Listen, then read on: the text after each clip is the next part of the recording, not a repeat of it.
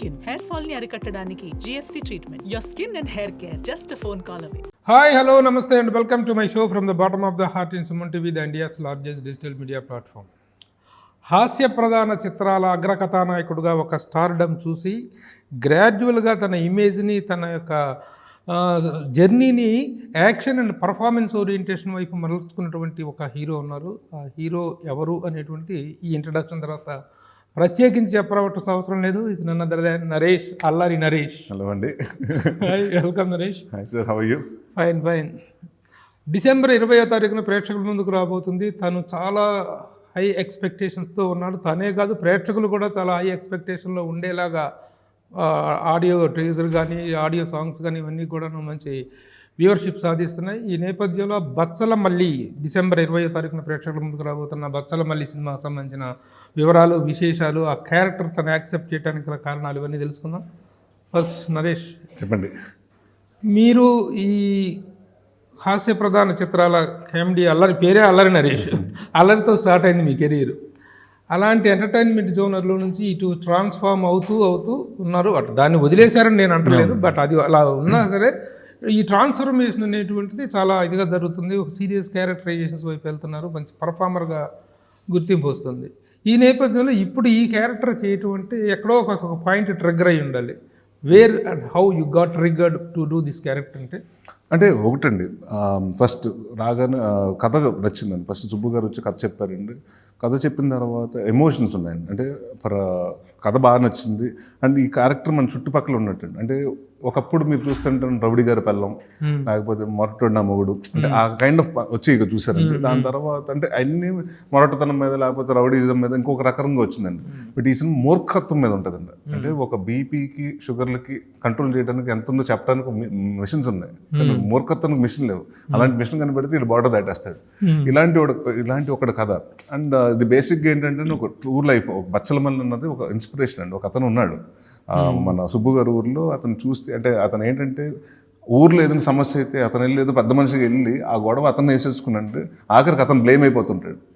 Police station తీసుకెళ్ళి పోలీసులు arrest చేసండి గొడవలండి. అంటే మన ఊరు పక్క ఊరు రానివ్వట్లేదు అంటే ఆడవడరని వెళ్ళిపోతున్నాడు, గొడవలకి వెళ్ళిపోవడం.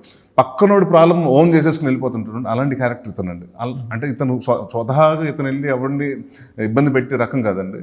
బట్ ఫ్రెండ్స్ కానివ్వండి, ఇంకొకరికి ఎవరికన్నా మనకు తెలిసిన వాడికి కావాల్సిన వాడికి కానీ ఏదైనా అయితే హర్ట్ అయితే వీడు వెళ్ళిపోతుంటాడు. సో అలాంటిది చాలా ఉంటుందండి. అంటే మనకి ఇంకొకటి ఏంటంటేనండి, మనకి మంచితనం అంటే మనం బాగా ఉండాలని చెప్తానికి ఓకే అంటే చెడగొడతానికి కూడా కొంత ఫ్రెండ్స్ ఉంటారు. అంటే అరే సిగరెట్ అదే నాకు అలవాట్లేదు అంటే అదే ట్రై చేయి మన తాగు. సో ఇలాంటి వాళ్ళు ఉంటారు చూసారండి. అంటే అంటే కొంచెం ఒక ఎదవలు ఉంటారు చూసారు, మనం ఆ ఎదవతో ఫ్రెండ్షిప్ చేయొద్దురా అని. సో అలాంటి రాంగ్ పీపుల్తో ఫ్రెండ్షిప్ చేస్తే వాడికి వచ్చిన ఇదేంటి లైఫ్లో, వాడు ఏమేమి ఇదయ్యాడు. అండ్ ఇంకేంటంటే వాడు బేసిక్గా ఏంటంటే ఒకటే, నన్ను వద్దనుకున్న వాళ్ళు ఎవరు నా జీవితంలో నాకు వద్దు అనుకుంటుంటాడండి. సో వాడికి ఎవరైనా వాడికి అగేన్స్ట్గా ఉంటే నువ్వు నాకు వద్దనుకున్నావు వెళ్ళిపో, ఇంకా నాతో నీకు సంబంధం లేదు, నాకు నీతో సంబంధం లేదు. సో ఇలాగ హ్యూమన్ రిలేషన్స్ అన్నీ కట్ చేసేసుకుంటూ ఉంటాడండి. సో వాడికంటూ ఒక చిన్న ప్రపంచం, నా ప్రపంచంలో వాడు అనుకునేది కరెక్ట్, నేను అనుకునేది నేను పట్టిన కుందేలు మూడే కాళ్ళు అన్నట్టు వాడు బిహేవ్ చేస్తుంటాడండి. అండ్ తరచూ ఈ క్యారెక్టర్ అంటే మీకు చాలా మన వీధుల్లో కానివ్వండి, మన కాలనీలో కానివ్వండి, మన కమ్యూనిటీలో కానివ్వండి, ఒకటి తాగేసి రక్కస్ క్రియేట్ చేస్తుంటారండి. అవసరం ఉన్నా లేకపోయినా గొడవలు తాగేసినోడితోటి, అంటే కంట్రోల్ ఉన్నవాడితోటి ఓకే కానండి, కంట్రోల్ దాటేసి తాగేసినోడితోటి మనం ఆర్గ్యూ చేయలేము, వాడితోటి గొడవ పెట్టుకోలేమండి. అలాంటి క్యారెక్టర్ అండి. సో అలాంటి క్యారెక్టర్ లైఫ్లో ఒక అమ్మాయి వచ్చిన తర్వాత అప్పటి వరకు ఎవరి మాట వినని వాడు ఫస్ట్ టైం ఒక జీవితంలో ఒక అమ్మాయి వల్ల తన మాట విని ఎన్ని మంది అలవాటు మార్చుకునే టైంలో ఇంకా పాత కక్షలు, పాత ఎన్ని తాలూకు అన్ని రెఫరెన్స్ వస్తుంటాయండి. సో మళ్ళీ మారాడా లేకపోతే అలాగే ఆ బచ్చలు మళ్ళీ బ్యాక్ వచ్చాడా, అది మీరు సినిమాలో చూస్తారు. అయితే ఇప్పుడు క్యారెక్టర్ అనేటువంటిది, ఇలాంటి క్యారెక్టర్స్ చేసినప్పుడు చివరిలో క్యారెక్టర్ మీద ఒక సింపతి రావాలి. నా కొడుకు తాగుబోతు, నా కొడుకు తిరుగుబోతాడు, మూర్ఖుడు అనేటువంటి ఒక నెగిటివ్ ఫీల్ క్యారెక్టర్ మీద పడిన తర్వాత అది పాజిటివ్గా క్యారెక్టర్ మీద సింపతిగా డెవలప్ అవ్వాలి. అది డెవలప్ అయినప్పుడు మాత్రమే క్యారెక్టర్ జస్టిఫై అవుతుంది. ఈ సినిమాలు మీరు తిట్టుకుంటారండి. అంటే కామన్ ఆడియన్స్ కూడా ఎంత హీరో అని తెలిసినా కూడా ఇట్స్ నాట్ హీరో అండి. యాక్చువల్లీ ఈజ్ లైక్ ఒక గ్రే షేడ్ అండి. ఈడ మారితే బాగున్న అవకాశాలు వస్తాయి, మారతాడు అనుకుంటుంటారు. Audience will be like okay ఏదో చేంజ్ వస్తుంది లైఫ్లో అనుకుంటుంటారు. మళ్ళీ చేసుకుంటుంటాడు.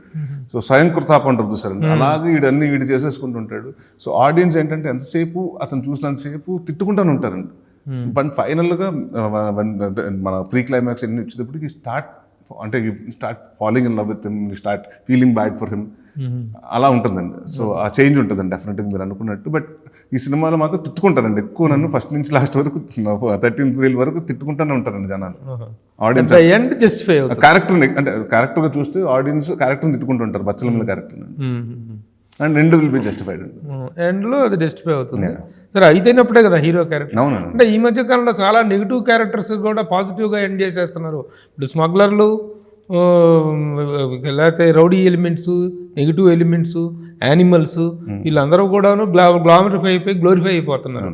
అలాంటి క్యారెక్టర్స్, అలాంటి ఒక క్యారెక్టరైజేషన్ లేదా ఒక ప్రాపర్ జస్టిఫికేషన్ అయితే ఉంటుంది అనేటువంటి ఫీలింగ్. అలాంటి కదండి. ఇప్పుడు మనుషులు ఎంత మనం ప్రతి మనిషిలో పాజిటివ్ ఉంటుందని నెగిటివ్ ఉంటుంది. ఆ నెగిటివ్ ఎక్కువ దాటేసిన వాడు కదండి ఇది. సో ఆడ పాజిటివ్స్ కూడా ఉంటాయి, బట్ అదేంటంటే మీకు ఆ నెగిటివ్స్ మీద ఈ పాజిటివ్ ఆడ పాయింట్స్ ఒక 4 పాయింట్స్ ఉంటే నెగిటివ్ 100 ఉండేటప్పటికి ఎన్ని ఓవర్కమ్ అయిపోతుంది. సో ఆడ బయటకు వచ్చేటప్పటికి will find him as negative person only. So ఈ నెగిటివ్ పర్సన్ లాగే ఉంటుందండి క్యారెక్టర్. అంటే మీరు తర్వాత ఈ కామెడీ క్యారెక్టర్స్ చేస్తూనే ఇలా టర్న్ తీసుకున్న తర్వాత పర్ఫార్మెన్స్కి మంచి స్కోప్ ఉన్న క్యారెక్టర్ అనేటువంటి పాయింట్ బాగా స్ట్రైక్ అయిందా మీకు? అది బాగా కనెక్ట్ అయింది. అంటే ఇది దీంట్లో ఏంటంటేనండి, అంటే రకరకాలండి. ఏడుపు, నవ్వు తప్పండి అన్ని ఎమోషన్స్ ఉంటాయి. అంటే మన జీవితంలో మనం ఉంటాయి చూడండి, అంటే బాధ, దుఃఖం, అన్ని కోపం, క్రోధం అన్నీ ఉంటాయండి వీటిలో. సో అంటే చాలా సినిమాల్లో ఒక క్యారెక్టర్ ఏదో మంచోడో లేకపోతే చెడ్డోడో, అమాయకుడు, తెంగరోడు, పిసినారోడు ఇలాంటివి ఉంటాయి కదా. బట్ ఈ షేడ్లో ఏంటంటేనండి వాడు ఏదో వాడికి మదన పెడుతూ ఉంటాడు. వాడు ఎలాంటి వాడు ఇప్పుడు అంటే ఏ క్షణంలో ఎలా రియాక్ట్ అవుతాడు, దేనికి ఎలా రియాక్ట్ అవుతాడో తెలియదండి. తనకు తానే అర్థం కాని. అవునండి. సో వాడిని అర్థం చేసుకోవడానికి ప్రయత్నించిన కూడా అర్థం అవ్వడండి అతను. సో ఇలాంటి క్వశ్చన్ ఉన్న క్యారెక్టర్ అండి. సో నాకేంటంటే all kinds of performances actor చూసినప్పుడు మనకి సపోజ్ నాంది ఉందనుకోండి సార్, అతను చూడగానే మీకు జాలేస్తుంటుంది. అతనికి అంటే చెయ్యిన తప్పులో కూరుకుపోతుంటే హీరో మీద సింపతి వస్తుంటుంది. ఇక్కడ సింపతి కాదండి, ఇక్కడ మోర్ ఆఫ్ లైక్ ఆడి మీద కోపం వచ్చేస్తుంది, ద్వేషం వచ్చేస్తుంటుంది, ప్రేమ వస్తుంటుంది, అరే మారుతున్నాడు అని ఒక చిన్న హోప్ వస్తుంటుంది. ఈ కైండ్ ఆఫ్ క్యారెక్టరైజేషన్. సో నాకు ఇన్ని వేరియేషన్ ఉన్న క్యారెక్టర్ ఈ మధ్య కాలంలో నాకు బాగా చేంజ్కి కారణం అమ్మాయి. అవునండి, ఫాలోయింగ్ ఇన్ లవ్. ఆ అమ్మాయి లవ్ లో పడితే వీడు లవ్ లో పడతాడు. హీరో లవ్ లో పడండి. అమ్మాయిని ఎలా కన్విన్స్ చేశాడు, ఎందుకంటే టోటల్ కాంట్రాస్ట్ వరల్డ్ అండి. ఈడేమో ఫుల్ వైలెంట్, అమ్మాయి ఫుల్ సైలెంట్, బిడియం. తనకంటూ చిన్న అంటే విలేజ్ గర్ల్కి ఏముంటుందని చాలా ఇన్నోసెంట్గా చదువుకుని ఆ టైప్లో అండి. సో అలాంటి అంటే అమ్మాయిలు వేదవకే పడతారు అన్నట్టు ఎలా పడింది అన్ని మీరు చూడాల్సిన వాళ్ళు. డైరెక్టర్ గారు ఈ సబ్జెక్ట్ చెప్పినప్పుడు మీకు ఫస్ట్ ట్రిగ్గర్ అయిన పాయింట్ ఏంటి? క్యారెక్టర్ అయ్యి కథ బాగా చెప్పాడండి. చెప్పినప్పుడు నా ఎమోషన్స్ నచ్చినాయి. అంటే జనరల్గా మనం ఏంటంటేనండి ఎక్కువ మదర్ సన్ మీద ఎమోషన్ మీద మనం ఎక్కువ సినిమాలు ప్లే చేస్తాం. దీంట్లో ఫాదర్ అండ్ సన్ అండి. అంటే ఒక ఫాదర్ అన్న ఫిగర్ మన లైఫ్లో ఎంత ఇంపార్టెంట్, అతను ఉంటే ఎంత చేంజ్ ఉంటుంది, లేకపోతే ఎంత చేంజ్ ఉంటుంది అన్నది ఆ పాయింట్ చాలా కొత్తగా చూపించారండి. ఇట్స్ లైక్ ఆడి ఫాదర్ వల్ల తయారవుతాడు అలా. సో అది ఇంకా అక్కడి నుంచి నాకు అది కొంచెం కొత్తగా అనిపిస్తుంది అండి. రెగ్యులర్గా మదర్ సెంటిమెంట్ మదర్తో చేయటం వల్ల, అండ్ మదర్ కూడా ఏంటంటేనండి గక్కుని వీడితో ఏదైనా గట్టిగా మాట్లాడితే నువ్వు కూడా తెలుపు అంటాడేమో అని భయంతో బతుకుతుంటుంది. సో వీడికి గురువు మాట వెండండి, తల్లి మాట వెండు, తండ్రి మాట వెండండి, ఎవరి మాట వెండండి. అలాంటి వాళ్ళ జీవితంలో ఒక అమ్మాయి వస్తుంది, ఆ అమ్మాయి మాట మాత్రం వింటాడండి. దాని భిన్నంగా ఆ మారే ప్రాసెస్లో మనం మారుద్దాం అనుకున్నా కూడా మన పాత ఇదివరకు చేసిన మన పాత పాపాలు ఉంటాయి కదండి, అవన్నీ మళ్ళీ వస్తూ ఉంటాయి, ఇతనికి ఫాలో అప్ అవుతుంటాయి. అప్పుడు పాడుకోవాలి నమ్మరే నేను మారానంటే నమ్మరే అని. చాలా సినిమాలు ఓల్డ్ థీమ్ అది. హీరో చెడ్డ పనులు చేస్తూ మంచివాడిగా మారిన తర్వాత కూడా నమ్మకపోవటం, నమ్మకం కుదరకపోవటం, మళ్ళీ అక్కడ ఒక స్ట్రగుల్. ఎలాగంటే ఇప్పుడు ఒక మనిషి అలా ఉండి 2 సంవత్సరాల నుంచి ఉన్నాడంటే ఆడంత మారినా కూడా మళ్ళీ సడన్గా ఎప్పుడు వస్తాడో తెలియదండి. అంటే అది క్యారెక్టర్ లోపల నుంచి ఉంటుంది కదండి. ఆడు మనిషి మారిపోతుంటే మొత్తం ఆశయం కట్టుకుని వెళ్ళిపోవడం కాదు కదండి. మొత్తం నేను వైలెంట్ అయిపోతాను, నేను ఇంకా అలా అది ఎవరిని కొట్టడం సాధువులో కలిసిపో అది కాదండి ఆడు. సో ఆడు ఎప్పుడు అవుతాడు, ఎప్పుడు ఎరప్ట్ అవుతాడు అంటే మనిషి మారినా కూడా పాత అంటే చిన్న భయం ఉంటుంది కదండి. పాత తాలూకు పచ్చల మళ్ళీ అన్నవాడు ఇట్ టేక్స్ 1 సెకండ్ అండి ఆడికి పీక్ వచ్చేయటానికి దాంట్లోకి. సో అది రాకుండా ఎలా చేసాడు, ఎలా ఉంటుంది అది. ఇప్పుడు యాక్షన్ ఓరియంటేషన్ బాగుంటుందా దీంట్లో? యాక్షన్ ఉండదండి. అదే మీ ప్రాబ్లీ మీరు చూస్తుంటే మీరు టీజర్ గ్లిమ్స్ కట్ చేసినప్పుడు అందుకనే మీ ట్రైలర్లో కూడా it's more of an emotion cinema, action cinema కాదు. ఎందుకంటే యాక్షన్ అది చెప్తాను కదండి, గొడవలు ఉంటాయి. ఇప్పుడు తిరునాళ్ళు జాతర ఫైట్ ఒకటి ఉందండి, అదే ఎవరిదో ఫ్రెండ్ది ఏదో అయిందని ఈడు తీసుకెళ్ళి అంటే వాడి ప్రాబ్లం ఈడి నెత్తి మీద వేసుకుని ఈడు ములుగుతుంటాడండి. అక్కడ ఎవడైతే ప్రాబ్లం క్రియేట్ చేస్తాడో ఆడి పారిపోతుంటాడు. సో ఇలాంటివి అండి. అంటే దానికి ఒక 2-3 ఫైట్స్ ఉన్నాయండి. అది కూడా చిన్న క్రిస్ప్ ఫైట్లేనండి. కథకు తగ్గట్టు పెట్టాం కానండి, మనం కావాలని దాన్ని హీరోయిక్గా చూపించలేదు. ఇలాంటి ఒక క్యారెక్టర్, ఇలాంటి ఒక రచ్చడ్ క్యారెక్టర్, రగ్గుడ్ క్యారెక్టర్ అనేటువంటిది ట్రాన్స్ఫార్మ్ కావాలంటే ఆ లవ్ ట్రాక్ అనేటువంటి ఒక సెన్సిటివ్ లవ్ ట్రాక్ అయి ఉండాలి. రీజన్లో ఒక ఫీల్ గుడ్ లవ్ ట్రాక్ అయి ఉండాలి. ఆ హీరోయిన్ పాయింట్ ఆఫ్ వ్యూలో ఆ ట్రాక్ ఎలా ఉంది, అది కన్విన్సింగ్గా ఉందా, how you enjoy doing that track అంటే అది చెప్తున్నాను. ఇప్పుడు నాకు బాగా నచ్చినప్పుడు కథగా చెప్పినప్పుడు ఒక అమ్మాయిని ప్రపోజల్ సీక్వెన్స్ ఉంటుందండి. అంటే జనరల్గా ఇది ఫిల్టర్ లేదండి. జనరల్గా వాడికి ఏంటంటే ఒక అమ్మాయి నచ్చింది, నాకు అమ్మాయి నచ్చేసింది, వెళ్ళిపోయి కావేరి నేను పెళ్లి చేసుకుందాం అనుకున్నాను, ప్రేమిస్తున్నాను కూడా చెప్పడు, పెళ్ళి ఇంకా డైరెక్ట్ నాకు అమ్మాయిలు మందు సిగరెట్ అలవాటు ఉంది, అప్పుడప్పుడు అమ్మాయిల దగ్గర కూడా. అంటే ఎవడు ఏ మనిషి అంటే అలా చెప్తే ఏ అమ్మాయి యాక్సెప్ట్ చేయదు కదా.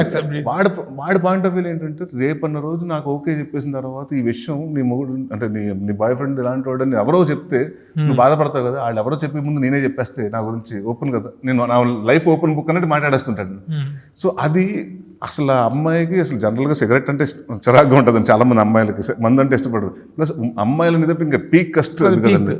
సో ఇవన్నీ చూసుకుని అసలు ఆ అమ్మాయికి ఏంటి, అసలు ఈడెవడు వచ్చాడు సడన్గా పెళ్ళి అంటున్నాడు, అమ్మాయిలు అన్నీ చెప్తుంటే అసలు ఎలా యాక్సెప్ట్ చేస్తుందండి. సో ఆ యాక్సెప్టెన్స్ కోసం దాంట్లో అమ్మాయి ఎలా చేంజ్ అయ్యి ఇతని కోసం ఎలా పడిందో అది మంచి బ్యూటిఫుల్ మూమెంట్స్ క్రియేట్ చేసాం. అది వెరీ ఇంపార్టెంట్.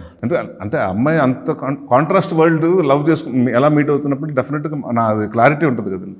అది నీట్గా హీరోయిన్ ఎలా చేసింది, పేరు అమృత అయ్యర్ ఎలా చేసింది. అమ్మాయి బాగా చేస్తున్నాడు. అంటే మాకు కావాల్సింది ఏంటంటేనండి, మన ఊర్లో ఉండే అమ్మాయి, వాళ్ళకి ఏంటంటే చదువు పల్లెటూరులో ఉండే అమ్మాయి, అక్కడ పక్కన ఉన్న అంటే ఒక తుని లాంటి టౌన్లో చదువుకుంటుంది, 5-6 కిలోమీటర్లు దాని పక్కన ఉండే విలేజ్లో ఉండే అమ్మాయి అండి. వాళ్ళకి ఏంటంటే చదువుకుంటాం, దాని తర్వాత ఎప్పటికైనా మ్యారేజ్ చేసుకుని కలకత్తా సిటీ వెళ్ళిపోయి సెటిల్ అయిపోవాలని అనుకునే కోరిక అండి. సో ఆ అమ్మాయి కూడా అందుకునే వాళ్ళందరూ అప్పట్లో 95లో 2005లో 2 టైం పీరియడ్లో జరిగాయి కదండి.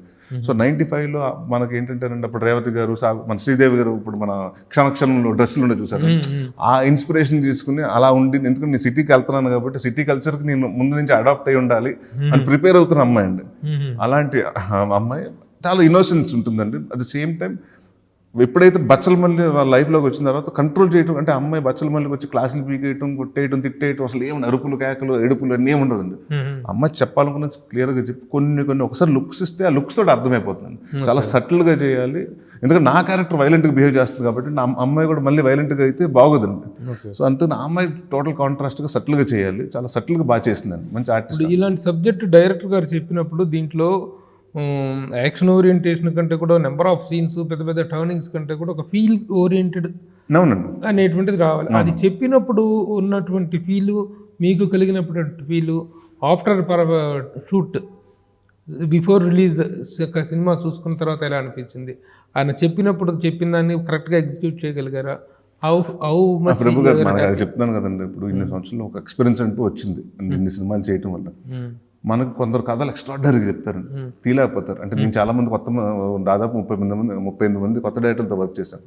సో అందరు పర్ఫెక్ట్ అని చెప్పరు. బట్ మన వాళ్ళకి ఏంటంటే ఇప్పుడు వచ్చి కొత్తగా ఏంటంటే 1 డే షూటింగ్ చేసుకోండి, లేకపోతే డెమో షూట్ చేసేవాడిని అంటున్నామండి. మనకు అప్పుడు లేవు కదండి, ఫిలింలో ఉన్నప్పుడు తెలియదు కదా, కథ చెప్పి నచ్చింది చేసేయటం, అతనికి వచ్చా రాదా మనకేమీ తెలియదండి. సో అలాంటిటప్పుడు అంటే కొందరు ఉంటారండి కథ అసలు చెప్పలేరు, బాగా తీయగలుగుతారు. సుబ్బు ఎంత బాగా చెప్పాడు అంతే బాగా తీసాడండి. అంటే దానికి ఉదాహరణకి ఏంటంటే మనకి 2వ రోజు 3వ రోజు షూటింగ్ వెళ్ళగానే అర్థమైపోతుందండి ఇది ఏ ప్రాజెక్ట్ హిట్టా ఫట్టా అని. మనకి ఇప్పుడు కమిట్ అయ్యాం కాబట్టి మనకు కొన్ని మనం మాట్లాడలేమండి. సో బట్ ఈ సినిమా తర్వాత నేను 3వ రోజుకి నేను రాజా గారు ఫోన్ చేసి మా ప్రొడ్యూసర్కి రమ్మానండి, క్యారవన్లో ఎక్కడ ఉంటే రమ్మని. రాజా గారు చాలా బాగా చేస్తున్నాడు ఇతను, 3వ సినిమా కూడా మీరు సైన్ చేసి పెట్టుకోండి అని చెప్పాను. సో అంత అంటే మనం జనరల్గా అది నేను ఈ మధ్యకాలంలో 2 డైరెక్టర్లు కూడా చెప్పారండి. ఒకటి నాని సినిమా చేసినప్పుడు విజయ్ గురించి ఆ ప్రొడ్యూసర్కి చెప్పాను, దాని తర్వాత రాజా గారికి చెప్పాను. సో నాకు ఎందుకంటే మన వర్కింగ్ స్టైల్ కానీ అంటే నాకు ఏదైతే చెప్పాడో అంతే అంటే నాకంటే ఎక్స్ట్రాడినరీ. మనం బడ్జెట్లు కూడా ఉంటాయి కదండి, మనం తీయాలంటే 100 కోట్లు ఇస్తే ఇంకొక రకంగా తీసేవాళ్ళు. అది మనకున్న బడ్జెట్లు, మనకున్న టైం పీరియడ్లు, మనకున్న దాంట్లో స్పాన్లో ఎంత చేయగలుగుతాం. ఎంత బాగా చెప్పాడో అంత బాగా తీసాడండి సినిమా సుబ్బు గారు. ఆ విషయంలో అయితే మేము ఏదైతే అనుకున్నాం అదే. అసలు ట్రైలర్లో మీకు కథ చెప్పడానికి ఎక్కడ చెప్తావు కథ అంటే బార్లో చెప్తాను, అది గుళ్ళోనా టెంపుల్లో చెప్తావా అంటే ఏం కాఫీ షాప్లో చెప్తావా అని చెప్తా తర్వాత అది బార్లో ఓపెన్ చేసి అది రియల్లీ ఫెంటాస్టిక్ అంటే మేము ఫస్ట్ నుంచి అనండి ఈ సినిమాకి ఏదో ఒకటి యూనిక్ ప్రమోషన్స్ ఉండాలి సార్. అంటే మనకి వాట్ ఎవర్ సార్ సంవత్సరానికి 200-250 సినిమాలు పైగా రిలీజ్ అవుతాయి. తెలుగు, స్ట్రైట్ డబ్బింగ్, తమిళ్, మలయాళం, కన్నడ అన్నీ రిలీజ్ అవుతున్నాయి మనకి. సో దాంట్లో మన స్టాండ్ అవుట్ అవ్వాలి, మన కంటెంట్ స్టాండ్ అవుట్ అవ్వాలంటే ఏదో ఒకటి కొంచెం క్రియేటివిటీగా చేయాలి. సో మనమేమో పెద్ద స్టార్ హీరోస్ కాదు, అంటే మనం మన కంటెంట్ తోటి మనం పుష్ చేసుకుంటూ అంటే ఆడియన్స్ని థియేటర్ తీసుకురావాలి కదా. అండ్ నాకు ఈ మధ్య కాలంలో నేను చూసింది ఏంటంటే థియేటర్ ట్రైలర్లు చూసి సాంగులు చూసి ఫిక్స్ అయిపోతాను జనాలు ఈ సినిమా చూడొచ్చో చూడకూడదని. సో కంటెంట్ చాలా ఇదిగా ఉండాలండి. అందుకనే మేము ఆ జాగ్రత్తలు పడ్డామండి. ఆ ప్రమోషనల్ యాక్టివిటీ కానివ్వండి, లేకపోతే గ్లిమ్స్ గురించి కానివ్వండి, తర్వాత టీజర్ కానివ్వండి, మన థియేటర్ ట్రైలర్ కానివ్వండి, సినిమా ఇది ఇలా ఉండబోతుంది ఈ మీటర్లో ఉండబోతుంది అందరికీ ఆడియన్స్ క్లియర్గా చెప్తున్నామండి. ఎందుకంటే వాళ్ళు ఒకటి ఏదో బచ్చల మళ్ళీ యాక్షన్ సినిమాని ఎక్స్పెక్ట్ చేసుకొచ్చి అక్కడికి వచ్చే ఎమోషన్స్ అండ్ 3 ఫైట్లు ఉన్నాయంటే 6 ఫైట్లను ఎక్స్పెక్ట్ చేస్తారు, అలాంటివి ఉండకూడదు. It's more and emotion roller coaster ride అండి. ఈ సినిమా చూసిన తర్వాత మనం కొన్ని సినిమాలు ఉంటాయండి బయట, అంటే ఆ సినిమా చూస్తాం, ఎంజాయ్ చేస్తాం, అక్కడితో మర్చిపోతాం. కొన్ని సినిమాలు మన ఇంటికి వెళ్ళిన తర్వాత కూడా ఆలోచిస్తుంటాం, హాంట్ అవుతుంటాం. సో ఇది డెఫినెట్గా బచ్చలు మళ్ళీ మిమ్మల్ని హాంట్ చేస్తుంది. మీ ఇంటికి వెళ్ళిన తర్వాత కూడా ఒక 2-3 అవర్స్ చిన్న హ్యాంగ్ ఓవర్లు అయితే ఉంటారు. విశాల్ చంద్రశేఖర్ మ్యూజిక్ 4 సాంగ్స్ అవునండి బాగా సక్సెస్ అయినాయి, మంచి వ్యూవర్షిప్ వస్తుంది. ఎలా అనిపించింది? వీటిలో ఫీల్ ఓరియంటెడ్ సాంగ్స్ ఏంటి, డ్యూయట్స్ ఉన్నాయా, ఎలా ఆ సాంగ్స్ కన్సీవింగ్ అనేటువంటిది ఎలా జరిగింది?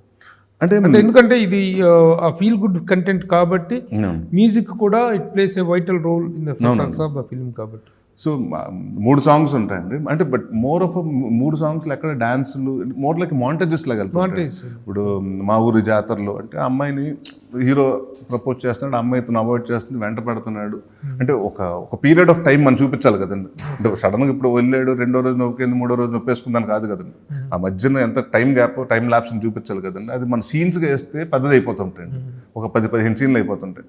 అంత మనకు చాలా క్రిస్ప్గా చెప్పాలని వీ ఆప్టెడ్ ఫర్ ఆ సాంగ్. అక్కడ సాంగ్ పెట్టుకున్నాండి, అది 1.5 minute ఉంటుందండి.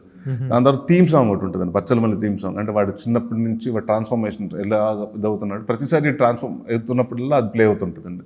అండ్ ఒక లవ్ సాంగ్ ఒకటి ఉందండి, అదేంటంటే ప్రాపర్ మాంటేజ్ అంటే వాళ్ళిద్దరు ప్రేమించుకుంటాం, వాళ్ళిద్దరు ఎలా ఉన్నారు, అక్కడ ఊర్లో వాడి యాక్టివిటీ ఏంటి, అమ్మాయి యాక్టివిటీ ఏంటి, వాడి ప్రొఫెషన్, అమ్మాయి కాలేజ్లో అన్ని బ్యాలెన్స్ చేసుకుంటూ వాళ్ళ లైఫ్ స్టైల్స్ అండి అంటే చూపిస్తానికి జరిగిందండి. సో ఇంకొక సాంగ్ కూడా మళ్ళీ థీమ్ సాంగ్ అనండి. సో బేసిక్గా ఏంటంటే నేను ఎక్కడ డూయెట్లు పర్ సాంగ్లు లేకపోతే డాన్సులు చేసేసి హుక్ స్టెప్ మూమెంట్లు అలాంటివి ఏమి ఉండవండి. ఎందుకంటే కొంచెం న్యాచురల్గా ఉండాలి సినిమా కాబట్టి మేము మ్యాక్సిమం అలాగే వెళ్దాం అనుకున్నామండి. ఎక్కడ అన్యాచురల్గా ఫైట్స్ చేసినప్పుడు కూడా అండి బాడీ లాంగ్వేజ్ లూజ్గా, అంటే కొడితే హీరో కొడితే డైనమిక్ షాట్లు పెట్టి అలాంటివి ఏం పెట్టకుండా న్యాచురల్గా అంటే మనం ఇమోషన్ తాగేసినాడు ఎప్పుడు తాగినప్పుడే గొడవ పడతాడండి. తాగేసినప్పుడు కంట్రోల్ ఉండడు కదండి. అంటే కుట్టినప్పుడు ఇలా జారిపోయి ఇలా తూలి అది ఉంటాయి కదండి, ఆ లూజ్ బాడీ లాంగ్వేజ్తో చేసామండి. అంటే కొడితే మనం నుంచి మన దెబ్బ తల్లినా కూడా అలా నుంచి ఉంటాడు, అలాంటివి ఉండవండి. వీడు కొడతాడు, వీడు దెబ్బలు కూడా తింటాడు. So it's like not only వీడు వన్ సైడెడ్ ఫైట్ ఉంటుందండి, బోత్ సైడ్స్ ఫైట్ ఉంటుంది. ట్రాన్స్ఫర్మేషన్ తర్వాత కొన్ని క్యారెక్టర్స్ అంటూ మీరు చేస్తుంటే ఒక పర్ఫార్మర్ నరేష్లో ఉన్న ఓ పర్ఫార్మర్ బయటకు వస్తున్నాడు. నేనులో కానీ నందిలో కానీ మన నియోజకవర్గం అదే మారేడుమల్లి నియోజకవర్గం, వీటిల్లో ఆ సీరియస్నెస్, ఆ కంటెంట్, సొసైటీ కన్సర్న్ ఇవన్నీ కనిపిస్తున్నాయి. ఇవి ఎప్పుడు ఆ పర్ఫార్మెన్స్కి ప్రత్యేకమైనటువంటి ప్రశంస దొరుకుతుంది. Naresh wonderful actor. ఇప్పటిదాకా హాస్య పాత్రలను చూసాం, పర్ఫార్మెన్స్ పాయింట్ ఆఫ్ వ్యూలో కూడా దీని పర్ఫార్మెన్స్కి are you expecting? What kind of laurels you are expecting? What kind of applause you are expecting? Sir ఇప్పుడు ఒకటి అవార్డ్స్ సార్ నా పర్ఫార్మెన్స్ కూడా మీరు చెప్పాలి సార్, ఎందుకంటే నా డబ్బా నేనేం కొట్టుకుంటానండి ఫస్ట్. అంటే ఒకటి ఏంటంటే బాగా సిన్సియర్గా చేశాను సార్, అదైతే నేను రాసేస్తానండి. అండ్ క్యారెక్టర్లు మీకు ఎక్కడ రైట్ ఫ్రమ్ ఫస్ట్ అంటే మేము దాదాపు ఇది 1 year పాటు షూటింగ్ చేయడం జరిగిందండి. లాస్ట్ డిసెంబర్లో చేసాం, మళ్ళీ ఫిబ్రవరిలో చేసాం, మళ్ళీ గ్యాప్ ఇచ్చి గడ్డం పెరగడానికి కోసం 3 నెలలు, 4 నెలలు, మార్చు, మే, జూన్, జూలై చేసామండి. సో ఈ ఒక టైంలో ఉండదండి, మన ఫస్ట్ సీక్వెన్స్ ఏదో ఒక టైం బంచ్లో చేసి ఉండొచ్చు. సో బట్ మీరు సినిమా మొత్తం చూస్తే మీరు ఎక్కడ ఫ్లోలో క్యారెక్టర్ గ్రాఫ్ కానివ్వండి, ఆడ బిహేవియర్ కానివ్వండి, కాన్స్టెంట్గా ఉంటాడండి. అంటే వాడికి ఆ లుక్ కానివ్వండి, ఆడ మొండితనం అలా కాన్స్టెంట్గా మెయింటైన్ చేయడం జరిగిందండి. యాజ్ అ పర్ఫార్మర్గా ఐ థింక్ ఐ ఎంజాయ్ అండి. అంటే నాకు నేను సినిమాకి ఎంత ఎంజాయ్ చేశాను ప్లే చేసినప్పుడు, ఈ సినిమాకి అంతే ప్లే చేశానండి. అండ్ డెఫినెట్గా ఇప్పుడు కొన్ని చేసినప్పుడు అంటే ఉండిపోతాయి. అంటే ఇప్పుడు గాలి సీన్ గమ్యంలో ఆ పాత్ర ఇవాళ కూడా గుర్తుండిపోయే పాత్ర. అలాగే డెఫినెట్గా బచ్చలమల్లి అన్నది డెఫినెట్గా ఒక 10 సంవత్సరాలు గుర్తుంటుంది ఆడియన్స్కి. అండ్ రేపు మేకర్స్ కూడా ఎవరన్నా ఉంటే ఇప్పుడు మూర్ఖుడు కథ అంటానికి ఇప్పుడు లేదు కదండి, ఒక ఎగ్జాంపుల్ లేదు కదా. బచ్చలమల్లి అంటే అల్లరి నరేష్ ఉంటాడు కదా బచ్చలమల్లి, అలా ఉండాలి క్యారెక్టరైజేషన్ అన్నది చెప్పడానికి రెఫరెన్స్ లాగా అది ఉంటుంది. బట్ అది నేను కోరుకోవట్లేదు, బట్ అది అవ్వాలనుకుంటున్నాను అంతే. ఓకే. ఇప్పుడు మామూలుగా ప్రస్తుతం ఉన్నటువంటి దీంట్లో ప్రీవియస్గా కొన్ని డిసప్పాయింట్మెంట్స్ వచ్చినటువంటి డిసప్పాయింట్మెంట్స్ ఉన్నాయి, బాగా డిసప్పాయింట్ అయినవి కూడా ఉన్నాయి. మార్కెట్ డిస్టర్బెన్స్గా ఉంది. నరేష్ మీద ఎంత పెడితే ఎంత వచ్చుద్ది అనేటువంటి ఒక ఇది డిస్టర్బ్ అయింది కొంతవరకు. కాదు సార్, నరేష్ కాదు ప్రభు గారు, మీకు తెలియదు అది అందరి మీద ఎవరికి సేఫ్ లేదు సార్. ఎవరికి లేదు. ఏ మార్కెట్ ముందు సినిమా 100 కోట్లు కలెక్ట్ చేయొచ్చు, లేకపోతే 10 కోట్లు 20 కోట్లు కలెక్ట్ చేయొచ్చు, రెండో సినిమా 2 కోట్లు కూడా కలెక్ట్ చేయవచ్చు. సో ఇట్స్ లైక్ అంటే మార్కెట్ అంటే స్టేబుల్ గా, అంటే మీకు తెలియదు ఏమంటారు, ఓటీటీ ఇస్ గోయింగ్ త్రూ. మనం మొన్నటిదాకా ఓటీటీ బాగుంటుంది, ఇప్పుడు ఓటీటీ ఇస్ బికమ్ థింగ్. వాళ్ళకి నచ్చిన సినిమాలు వాళ్ళు లిమిటెడ్ సినిమాలు కొంటున్నాం. సో మనకు వచ్చి ఇప్పుడు దీనివల్ల బడ్జెట్లు ఆ షఫలింగ్లో ఉన్నాయండి డెఫినెట్గా. బట్ నాకు ఒకటి ఏంటంటే, నా సినిమాల్లో నా ప్రొడ్యూసర్ ఇప్పుడు ఇదే సినిమా మారేడుమల్లి ప్రజానికం చేశారండి. ఆ సినిమా ఆయనే డిస్ట్రిబ్యూట్ చేసుకున్నాడు, ఆయనే కొనుక్కున్నాడు. బట్ ఆయనకు ₹1 కోటి 75 లక్షలు అంటే పోయినా కూడా నా సినిమాలకు వచ్చేటప్పుడు ఒక 50-70 అంతేగానంటే నాకు 5 కోట్లు 10 కోట్లు పోయేది ఉండదు, ఆ రిస్క్ ఉండదండి. ఎందుకంటే నాకు ఆ ఓటీటీగా ఉంటుంది. కానీ ఇలాంటి ఒక అన్సర్టైన్ మార్కెటింగ్ సిచ్యువేషన్ ఉంది. ఏ హీరోకి ఎంత మార్కెట్ ఉంది, ఎంత పొటెన్షియాలిటీ ఉంది అనేటువంటిది అది ముందు సినిమా పెట్టండి. ఇప్పుడు ఈ సినిమా హిట్ అయితే నెక్స్ట్ సినిమా రేట్లు కొంటున్నారండి.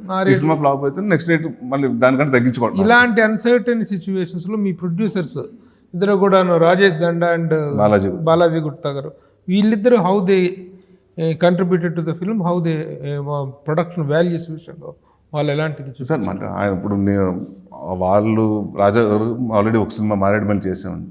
సో దాంట్లో అది లాస్ అయ్యారు. అంటే నేను చెప్తున్నాను 75-80 పోయిందండి.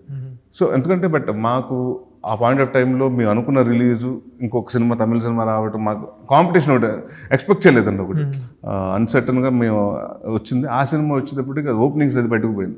మనకి ఏదైతే ఫస్ట్ 3 days కలెక్షన్ ఉంటే అది సేఫ్ అయిపోతారండి డిస్ట్రిబ్యూటర్స్. మనం అంటే పెద్ద రేట్లకు అమ్మం కదండి. మనది ఏంటంటే కరెక్ట్గా కుదిరితే ఫ్రైడే సాటర్డే సండేకి మనకి బ్రేక్ ఈవెన్ అయిపోతుంది. సో అది దానివల్ల అదయిందండి. దాని తర్వాత కూడా వాళ్ళు అంటే వాళ్ళ తర్వాత చేసిన సినిమా ఊరు పేరు భైరవ కోన కానివ్వండి, సామాజిక వర్గం కానివ్వండి, 2 హిట్లు అయినాయండి. సో ఇప్పుడు వాళ్ళు అంటే నాకు రాజా గారి దగ్గర నచ్చేది ఏంటంటే way is choosing the scripts అండి. అంటే రెగ్యులర్ స్క్రిప్ట్స్ కాకుండా మంచి స్క్రిప్ట్స్ బాగా చూస్ చేసుకుంటున్నాడు. So it was working with them. ఇప్పుడు ఈ సినిమా తర్వాత కూడా నెక్స్ట్ ఇయర్ ఇంకో సినిమా కూడా చేస్తాం రాజా గారితో. అంటే మనం ఒక ప్రొడ్యూసర్కి ఎప్పుడు ఏంటంటే, ఇప్పుడు హిట్ అయినా ఫ్లాప్ అయినా ఒక హీరోతో కంటిన్యూ చేస్తానంటే మన కంఫర్ట్ మనం ఇవ్వాలి. సో మనం కూడా బడ్జెట్లను కూడా మన కంట్రోల్లో కూడా ఉండాలండి. ఇప్పుడు నా బడ్జెట్ ఇంత, ఈ సినిమాకు ఒక బడ్జెట్ అనుకున్నాను, ఆ బడ్జెట్ని మేము దాటినవ్వకుండా చూసుకున్నాం. అది మా బాధ్యత, నాది, డైరెక్టర్ గారు, మా యాజ్ అ టీమ్గా. ఇప్పుడు 60 రోజులు అనుకున్నాం సార్, 57 రోజులు ఫినిష్ చేశారు సినిమా. అంటే ఆ 3 రోజులు మిగిలిన మా ప్రొడ్యూసర్ మిగిలినట్టు కదా. అది మాకు పబ్లిసిటీలోకి పెడతాడా, ఇంకో చోట ఎక్కడన్నా పెడతారా, ప్రమోషన్లో పెడతారా, మాకు ఉంటుంది కదండి. సో మనం ప్రొడ్యూసర్స్ బాగుంటేనే సార్, ప్రొడ్యూసర్స్ డిస్ట్రిబ్యూటర్స్ బాగుంటేనే మనకు 4 సినిమాలు వస్తాయి, మనం 4 సినిమాలు చేయగలుగుతాం. నరేష్, మీరు ఎంత సిన్సియర్గా మీరు చెప్పారు, హౌ మచ్ మీరు ప్రాక్టీస్ చేస్తున్నారు అనేటువంటిది కూడా అందరికీ తెలుసు ఇండస్ట్రీలో. అంటే చాలామంది హీరోల విషయంలో జరుగుతుంది ఏంటంటే, ప్రొడ్యూసర్ అతని తావతం చేస్తాడు, ఎవరి గొడవ ఆడదే తప్ప. ప్రొడ్యూసర్ పాయింట్ ఆఫ్ వ్యూలో ఈ అతనికి అంటూ ఒక మార్జిన్ మిగలాలనేటువంటి యాంగిల్లో ఆలోచిస్తున్నటువంటి వాళ్ళు చాలా తక్కువగా ఉన్నటువంటి. అదే సార్, అంటే మార్కెట్లో ఏమైపోతున్నాం సార్, ముందు సినిమా హిట్ అయ్యేటప్పటికేమో ఆ కలెక్షన్స్ ఇప్పుడు అంత వచ్చింది కదా, 40 కోట్లు కలెక్ట్ చేసినామని మనం 30 కోట్లు పెడుతున్నాం. రెండో సినిమా మళ్ళీ 5 కోట్లు కలెక్ట్ చేసి, అంటే ఇప్పుడు మనకు అంత డిఫరెన్స్ వచ్చేస్తుంది.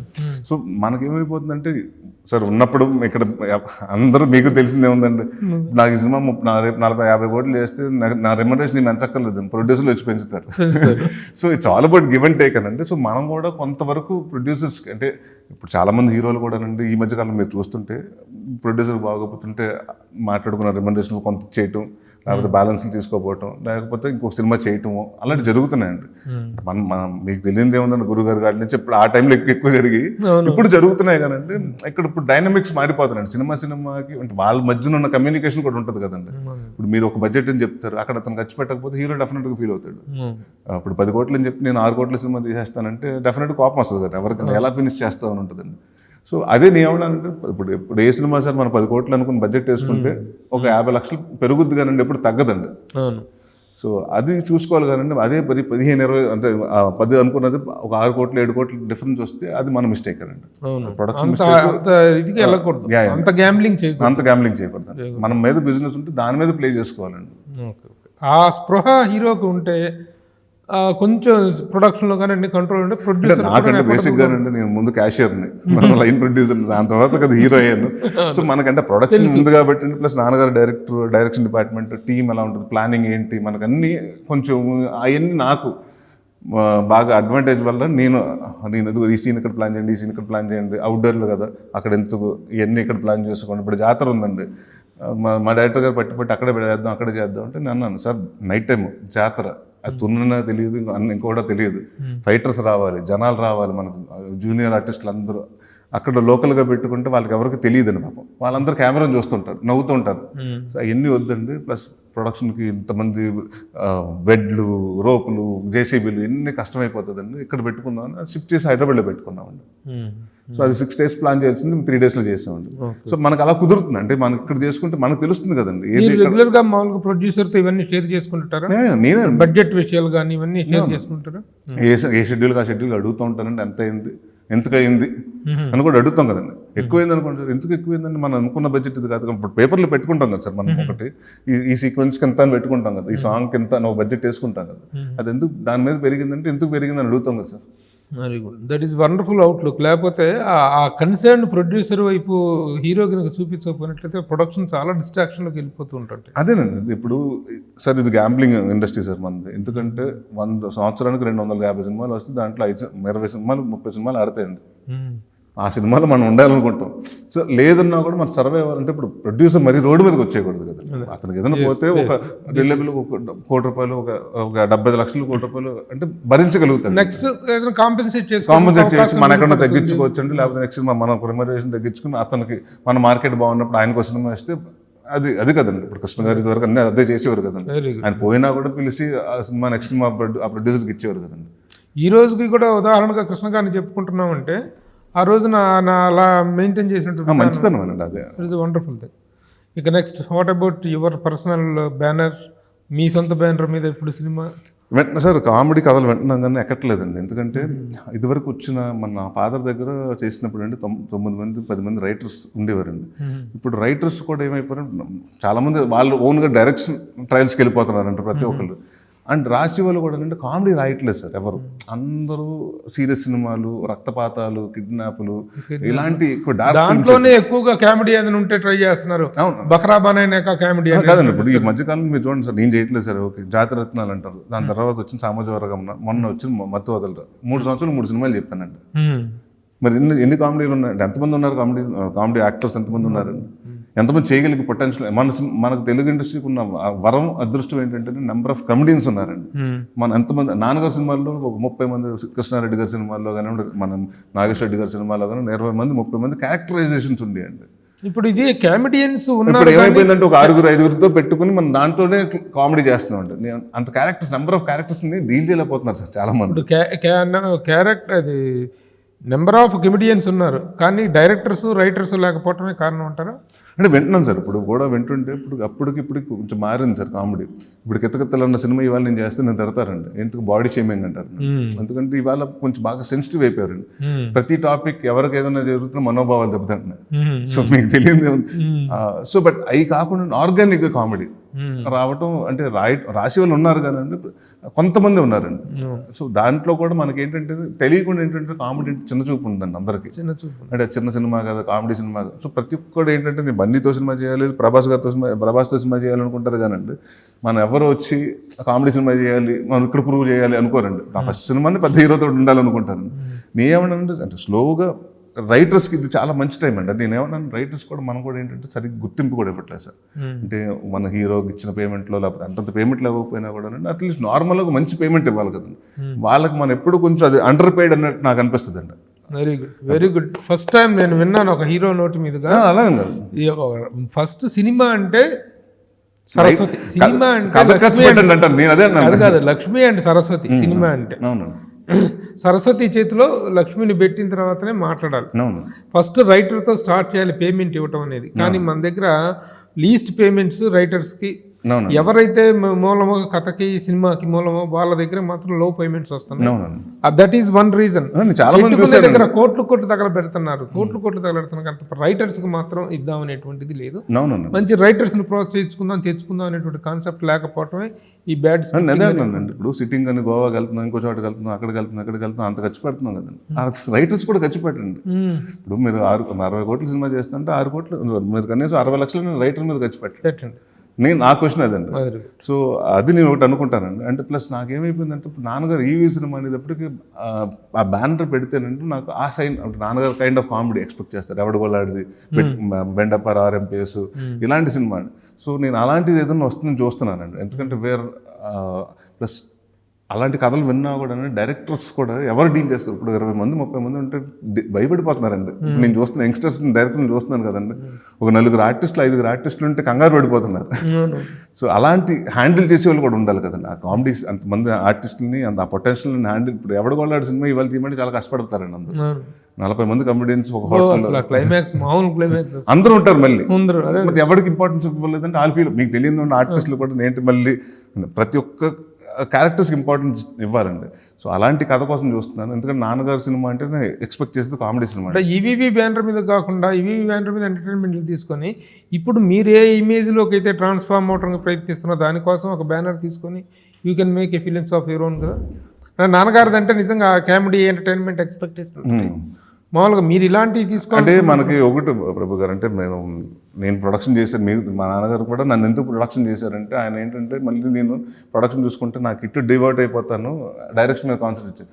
నేను ప్రొడక్షన్ చేసి నేను యాక్ట్ చేశాను అనుకోండి, ఎలా ఉంటుందంటే రే ఆ కార్ ఎక్కడికి వెళ్తుంది ఇవి ఉంటాయి, అదెందుకు అయింది, ఇది ఎందుకు అయింది.